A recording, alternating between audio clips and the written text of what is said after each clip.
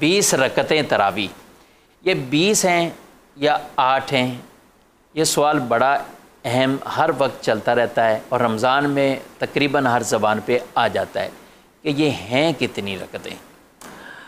دیکھیں، اس سوال کا جواب دینے سے پہلے ایک مختصر سی بات میں اس پر عرض کرنا چاہوں گا کہ پہلے ہم اس بات کو سمجھ لیں کہ جو تراویح ہے نبی کریم صلی اللہ تعالیٰ علیہ وآلہ وسلم کے زمانہ اقدس سے اس کا اہتمام رہا ہے۔ یعنی بخاری شریف کی یہ مشہور حدیث مبارکہ تو موجود ہے کہ نبی کریم صلی اللہ تعالیٰ علیہ وآلہ وسلم 3 دن تک باہر تشریف لاتے رہے، ٹھیک ہے، اور آپ نے تراویح کی نماز پڑھائی اور صحابہ کرام علیہم رضوان نے آپ کے پیچھے نماز پڑھی۔ پھر اس کے بعد جب صحابہ کرام علیہم رضوان اگلی رات کو آئے تو نبی کریم صلی اللہ علیہ وسلم اپنے حجرہ مبارکہ سے باہر تشریف لے کر نہیں آئے، اور صحابہ کرام علیہم رضوان واپس چلے گئے۔ پھر حضور علیہ السلام نے یہ ارشاد فرمایا صبح میں کہ مجھے تمہارا شوق معلوم ہے، لیکن خشیت، مجھے اس بات کا خوف ہوا کہ ان تفترض علیکم، کہیں ایسا نہ ہو کہ یہ تمہارے پر فرض کر دی جائے، تو اس لیے میں نہیں آیا۔ تو آپ علیہ السلام نے تراویح کی جماعت پڑھائی، نماز پڑھائی، اور صحابہ کرام علیہم رضوان کو اس کی ترغیب مختلف احادیث کے اندر دلائی۔ مثلا بخاری شریف کی حدیث مبارکہ میں فرمایا کہ من قام رمضان ایمانا و احتسابا غفر له ما تقدم من ذنبه، کہ جو رمضان کے اندر ایمان اور اخلاص کے ساتھ قیام کرے، یعنی تراویح پڑھے، تو اس کے پچھلے گناہوں کو اللہ تبارک و تعالی معاف فرما دیتا ہے۔ ماشاءاللہ۔ ایک تو یہ کہ نبی کریم صلی اللہ تعالیٰ علیہ وسلم نے پڑھائی نماز تراویح۔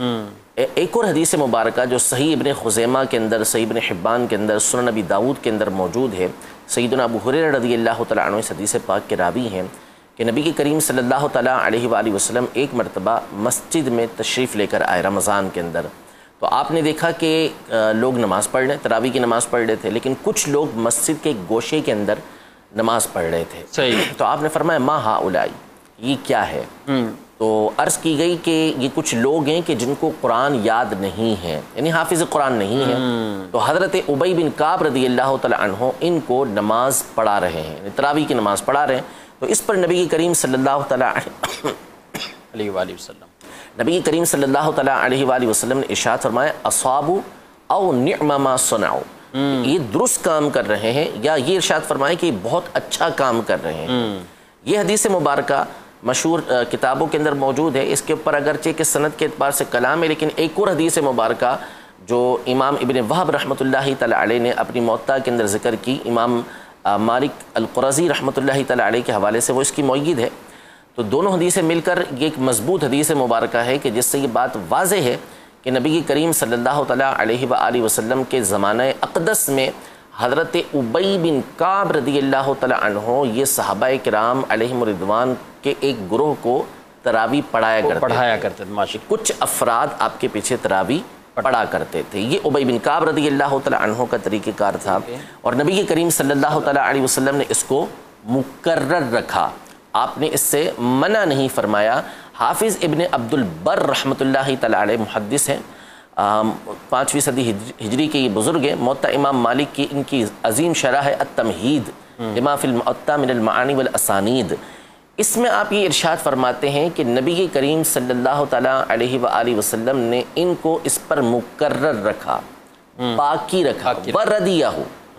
اور آپ نے اس پر باقی رکھ کر اس پر رضامندی کا اظہار کیا، فذالک سنت، اور نبی کریم صلی اللہ تعالیٰ علیہ وآلہ وسلم جب اس طرح کا فعل فرمائے تو وہ سنت ہوتی ہے۔ سنت 3 طرح کی ہوتی ہے، سنت قولی ہوتی ہے، سنت فعلی ہوتی ہے، سنت تقریری ہوتی ہے۔ سنت قولی کا مطلب ہے کہ نبی کریم صلی اللہ تعالیٰ علیہ وسلم نے کچھ ارشاد فرمایا کہ یہ کام کرنا ہے یا یہ کام کرو، فعلی کا مطلب حضور علیہ السلام نے کر کے وہ دکھایا، اور تقریری کا مطلب ہوتا ہے کہ نبی کریم صلی اللہ علیہ وسلم کے سامنے کوئی کام کیا گیا اور آپ علیہ السلام نے اس سے منع نہیں فرمایا، اس کو مقرر رکھا، تو اس کو بھی سنت کہا جاتا ہے۔ یہ بات کسی اہل علم کے اوپر مخفی نہیں ہے۔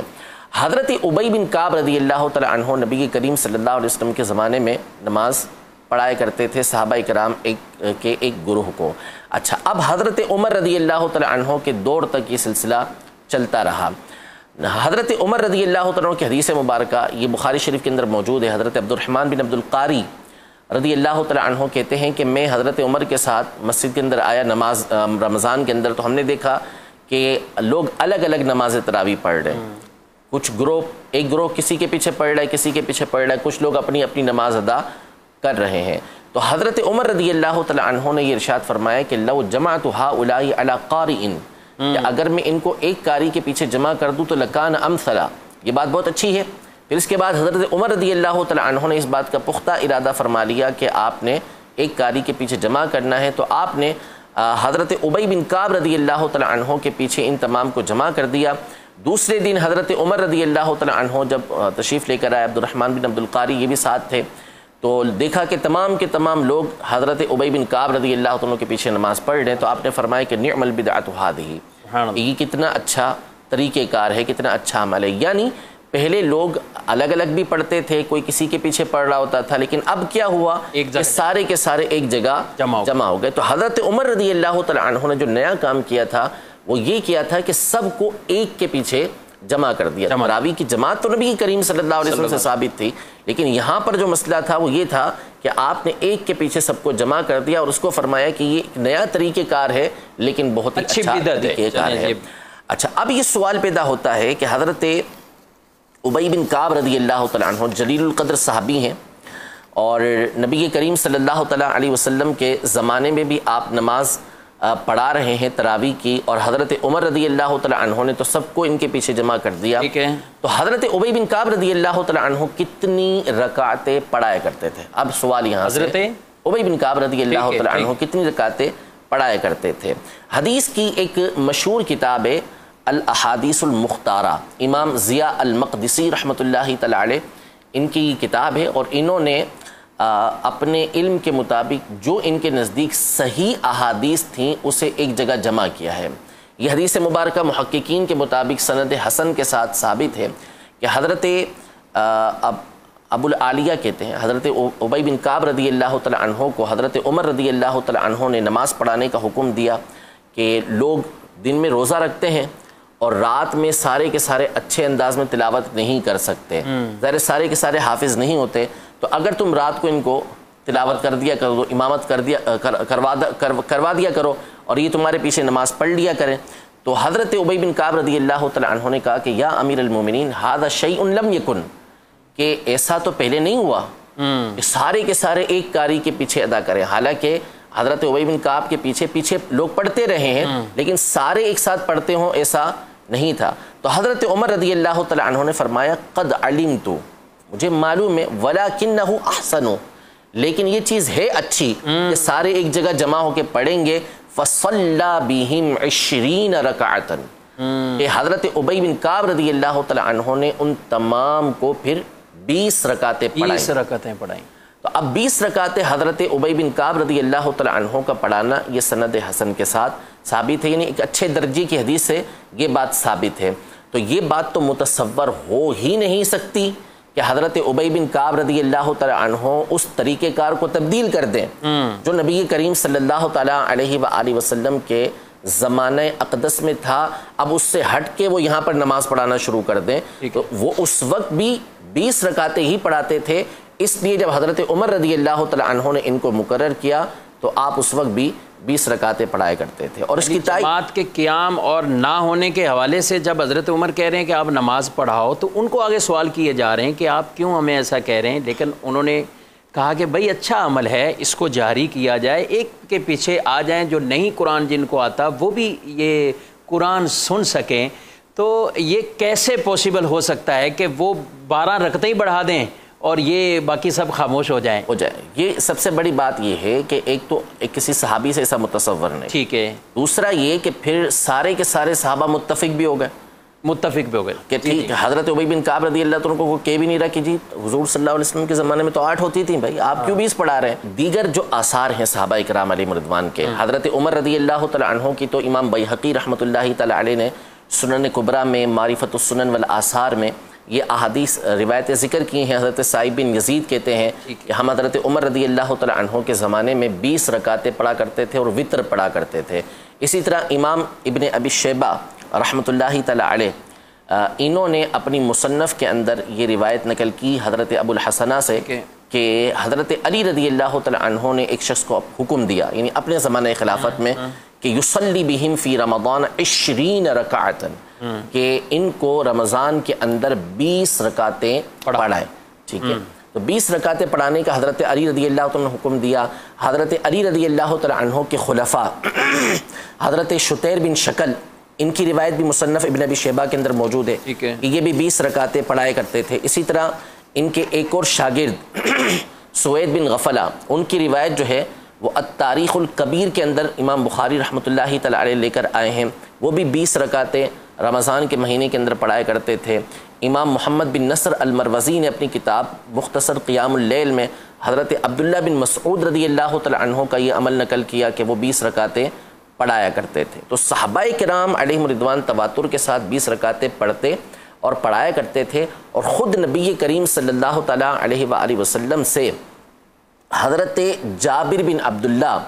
رضی اللہ تعالیٰ عنہ کی حدیث مبارکہ امام ابو طاہر السیرفی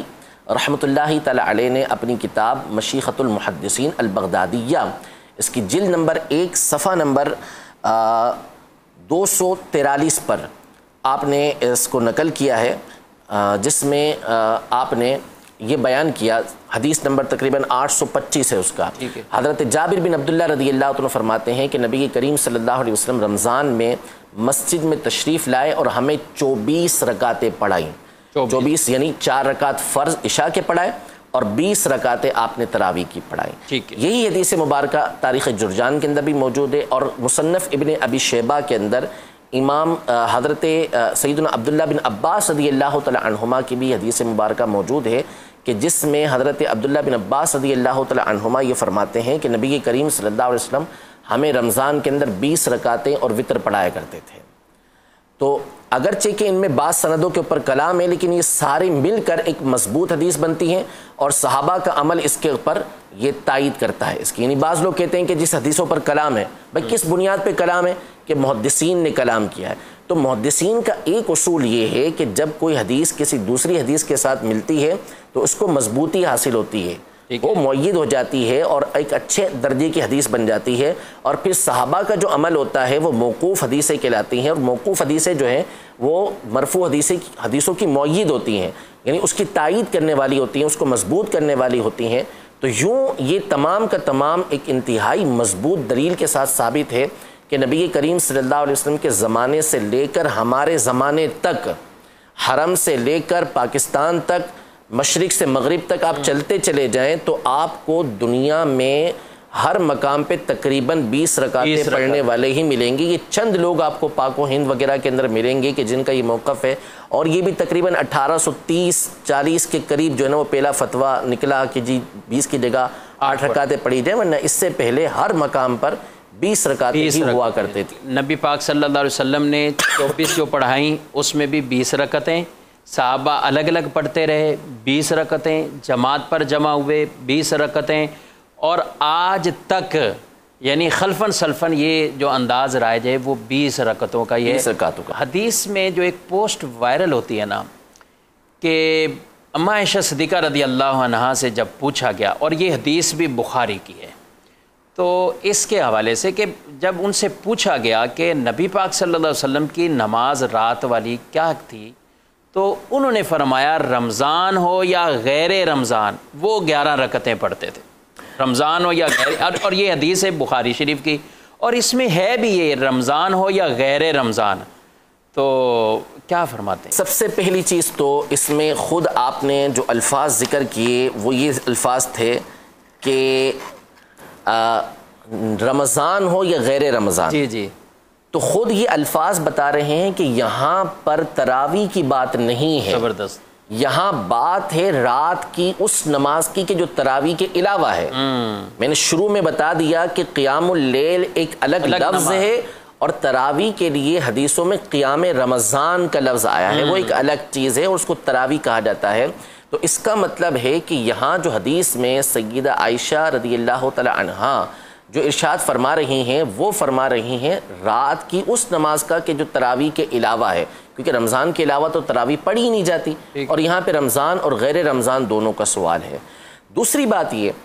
کہ اس حدیث مبارکہ میں حضرت عائشہ رضی اللہ تعالی عنہا کا ایک سوال ہے کہ نبی کریم صلی اللہ تعالیٰ علیہ وآلہ وسلم سے اس میں انہوں نے یہ جو 11 رکعتوں کی بات ہے نا، 11 رکعتوں سے مراد کیا ہے کہ 8 رکعتیں نفل پڑھے اور 3 رکعت وطر پڑھے، کیونکہ آپ علیہ الصلوۃ والسلام کا معمول تھا کہ آپ وطر جو ہے وہ تہجد کے آخر کے اندر پڑھا کرتے تھے، آخر کے اندر تہجد پڑھا کرتے تھے۔ تو حضرت عائشہ رضی اللہ تعالی عنہا نے نبی کریم صلی اللہ علیہ وسلم سے بخاری شریف کی اس حدیث مبارکہ کے آگے ہی حدیث مبارکہ ہے کہ سوال یہ کیا کہ یا رسول اللہ صلی اللہ تعالی علیہ وسلم اتنام قبل ان توتیرا، کہ آپ صلی اللہ تعالی علیہ وسلم وطر ادا کرنے سے پہلے آرام فرماتے ہیں؟ تو نبی کریم صلی اللہ تعالی علیہ وسلم نے ارشاد فرمایا کہ میری آنکھیں سوتی ہیں، دل نہیں سوتا، دل جاگ رہا ہوتا ہے میرا، تو یعنی ایسا کوئی اندیشہ ہی نہیں ہے کہ وطر ضائع ہو جائیں گے۔ اب یہاں پر جو بنیادی اعتبار سے بات ہے وہ یہ ہے کہ یہ جو نماز تھی یہ اٹھ کر نبی کریم صلی اللہ علیہ وسلم پڑھا کرتے تھے، آرام فرماتے تھے، پھر اس کے بعد پڑھتے تھے۔ تراویح کب پڑھی جاتی ہے؟ سونے سے پہلے پڑھی جاتی ہے، نہ کہ سونے کے بعد پڑھی جاتی ہے، تو اس کا مطلب ہے کہ یہ تراویح کے علاوہ کوئی اور نماز تھی۔ تیسری بات یہ کہ تراویح پڑھنے کا جو سلفن خلفن طریقہ کار ہے وہ کیا ہے، 2 رکعتیں کر کے پڑھی جاتی ہیں، اگرچہ کہ 4 رکعتیں بھی پڑھی جا سکتی ہیں، 8 رکعتیں بھی پڑھی جا سکتی ہیں، لیکن ہمیشہ معمول کیا رہا ہے، چاہے وہ 8 پڑھنے والے ہوں چاہے 20 پڑھنے والے ہوں، 2 کر کے پڑھتے ہیں۔ اسی حدیث مبارکہ میں جو آپ نے ذکر کی اس میں یہ ہے کہ نبی کریم صلی اللہ تعالی علیہ وسلم 4 رکعتیں پڑھتے تھے۔ فلا تسل عن حسنہن و طولہن، حضرت عائشہ نے فرمایا 4 رکعتیں پڑھتے تھے، ان کے طول اور خوبصورتی کے بارے میں نہ پوچھ کہ کتنی لمبی پڑھا کرتے تو کتنے بہترین انداز میں نبی کریم صلی اللہ علیہ وسلم نماز پڑھا کرتے تھے، پھر 4 رکعتیں پڑھتے تھے، پھر اس کے بعد 3 رکعتیں ادا کیا کرتے تھے۔ یہ بات تو اس کا مطلب ہے کہ یہ طریقہ کار ہی جدا تھا، یہ رات کی نماز تھی کہ جو 4 کر کے نبی کریم صلی اللہ تعالی علیہ وسلم پڑھا کرتے تھے۔ آخری بات، یہ جو نبی کریم صلی اللہ تعالی علیہ وسلم کا طریقہ کار ہے کہ آپ 11 رکعتیں رمضان اور غیر رمضان میں تہجد کے اندر پڑھا کرتے تھے، یہ اکثری ہے، اغلبی ہے، ہمیشہ ایسا نہیں تھا۔ بخاری شریف کے اسی مقام پر حضرت مسروق نے جب حضرت عائشہ رضی اللہ تعالی عنہا سے سوال کیا کہ نبی کریم صلی اللہ علیہ وسلم کی رات کی نماز کا کیا معاملہ تھا، تو حضرت عائشہ رضی اللہ تعالی عنہا نے فرمایا کہ 7 و 9 و 11، تو حضور علیہ الصلوۃ والسلام کبھی 7 پڑھا کرتے تھے، کبھی 9 پڑھا کرتے تھے، کبھی 11 پڑھا کرتے تھے، اور بعض دیگر روایتوں کے اندر بخاری مسلم کی روایتوں سے یہ بات ثابت ہے کہ اس سے بھی زیادہ نبی کریم صلی اللہ علیہ وسلم پڑھا کرتے تھے۔ تو اس کا مطلب ہے کہ یہ تراویح نہیں ہے، یہ رات کے تہجد ہیں جس میں نبی کریم صلی اللہ تعالیٰ علیہ وآلہ وسلم مختلف اوقات میں مختلف رکعتیں پڑھا کرتے تھے۔ تراویح کی جو نماز ہے وہ بالکل جداگانہ نماز ہے، اس کا جداگانہ نام ہے، اس کا جداگانہ پڑھنے کا طریقہ کار ہے، اور وہ سونے سے پہلے عمومی طور پہ پڑھی جائے۔ ماشاءاللہ۔